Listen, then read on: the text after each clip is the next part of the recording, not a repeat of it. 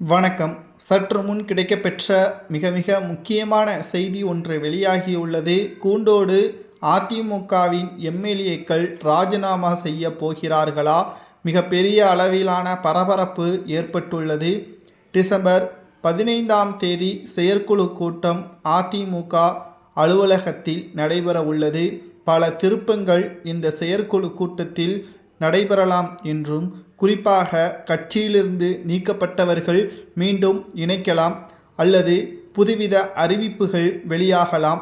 மதுரை, தேனி, நெல்லை, குறிப்பாக கும்பகோணம் மாவட்டங்களில் அதிமுக கள ஆய்வு கூட்டத்தின் பொழுது மோதல்கள், அடிதடி, மாவட்ட செயலாளர்கள் மண்டை உடைக்கப்பட்டு மருத்துவமனையில் அனுமதிக்கப்பட்ட செய்தி சமூக வலைதளங்களில் வைரலாக பரவியது.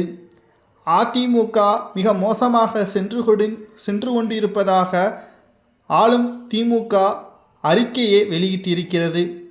இனியும் அதிமுக வெற்றியடையாது என்று மக்கள் நினைத்து கொண்டிருக்கக்கூடிய சூழலில் மீண்டும் பழைய ஃபார்மிற்கு வர வேண்டும் என்றால் அதிமுக ஒன்றிணைய வேண்டும், சரியான கூட்டணி அமைக்க வேண்டும்.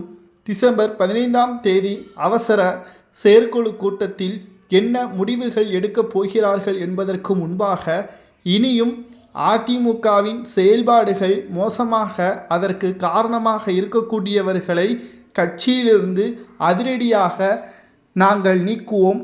அது அதிமுகவின் முன்னாள் அமைச்சராக இருந்தாலும் சரி, மூத்த நிர்வாகியாக இருந்தாலும் சரி, அதிமுகவின் கொள்கைக்கு எதிராகவும் கட்டுப்பாட்டிற்கு எதிராகவும் செயல்படக்கூடிய யாராக இருந்தாலும் அவர்களை கட்சியிலிருந்து நீக்குவோம் என்று எடப்பாடி பழனிசாமி அவர்கள் பேசியிருக்கக்கூடிய சமூக வலைதளங்களில் பரவக்கூடிய செய்தி ஒட்டுமொத்த அதிமுகவின் தலையெழுத்தை மாற்றக்கூடிய வகையில் அமைந்துள்ளது.